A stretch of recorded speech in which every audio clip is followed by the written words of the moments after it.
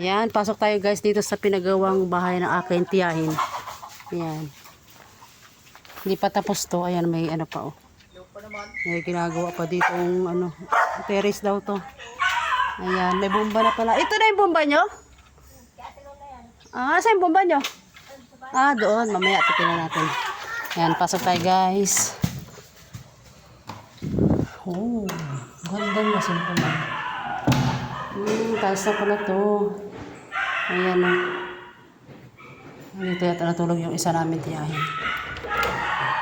Ay, wala pa tulugan. Ito yung kwarto.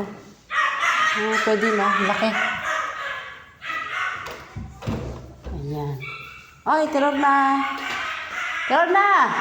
Hindi ako narinig. May depresyon kasi sa tenga si Ate Lorna. Ayan, dito siya natulog. Pansamantala. Wow, may TV siya. Ayan. Ito yung CR. Malaki siya ang CR. Oh. Ang cute. Ito yung mini kitchen. Ang cute. I like it. Ayan, ito yung labas. Ito yung bahay ng isa kong tiyahin, guys. Ayan. Ito yung kanyang bomba. Poso. Ano pa tawag doon? Ayan. Tubig. Diyan sila nag-iigib. Ayan. Yun po yung tiyahin ko. Ayan. Siya muna yung natulog dito. Ayan. Labas na tayo. Ang ganda ng tiles.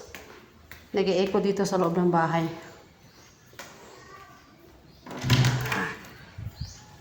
Hi, Lorna!